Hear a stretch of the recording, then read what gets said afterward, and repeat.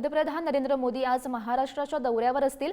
मोदींच्या हस्ते आज वाढवण बंदराचा भूमिपूजन सोहळा पार पडणार आहे। मुख्यमंत्री एकनाथ शिंदे, दोन्ही उपमुख्यमंत्री यांच्यासह केंद्रातील आणि राज्यातील बडे मंत्री या सोहळ्यासाठी उपस्थित राहतील।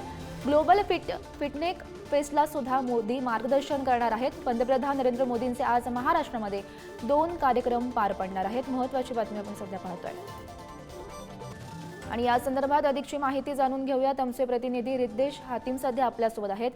रिद्देश, आपण पाहतोय नरेंद्र मोदी यांचा हा महाराष्ट्र दौरा आहे, महत्त्वाचा असा दौरा आहे। नेमकं काय स्वरूप असेल त्यांच्या या दौऱ्याचं?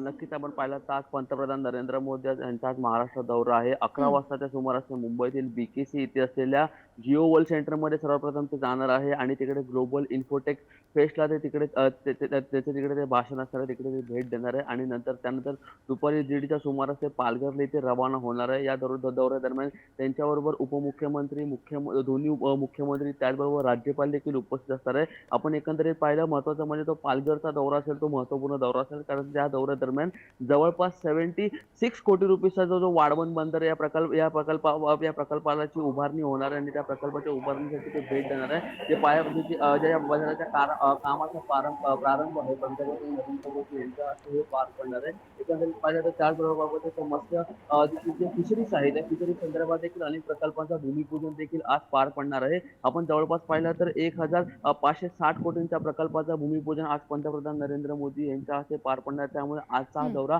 हा खूप महत्त्वपूर्ण आहे, कारण या भूमिपूजन नंतर जेव्हा या कामाला सुरुवात होईल, या काम पूर्ण झाल्यानंतर या बंदरामुळे जवळपास 5 लाख तरुणांना ही नोकरीची मिळण्याची संधी मिळणार आहे। त्याचबरोबर दुसरीकडे आपण पाहिलं तर जो राजकोट इथे जो महाराजांचा पुतळा पडला, त्या महाराजांचा पुतळा पडल्यानंतर पहिल्यांदाच पंतप्रधान नरेंद्र मोदी यांचा महाराष्ट्र दौरा पार पडत आहे। त्यामुळे हा खूप महत्त्वपूर्ण दौरा हा समजला जातोय आणि या दौऱ्यादरम्यान काँग्रेसकडून देखील आंदोलन करण्याची शक्यता आहे। त्यामुळे या दौऱ्यावरती आज सर्वांचंच लक्ष हे लागून असणार आहे।